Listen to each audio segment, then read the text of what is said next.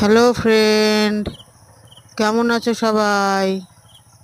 নিশ্চয়ই ভালো আছো। এই দেখো, এটা হচ্ছে মুক্তঝুরি গাছ।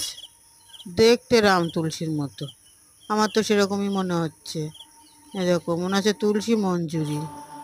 হ্যাঁ, এই রাম তুলসীর মতো মঞ্জুরি মনে হচ্ছে। এই পাতাগুলোও সেরকমই লাগছে, রাম তুলসীর মতো পাতা। এই দেখো, এই যে দেখো কিরকম মঞ্জুর, মনে হচ্ছে তুলসী মঞ্জুর। দেখো, খুব সুন্দর লাগছে দেখতে গাছগুলো। এই দেখো।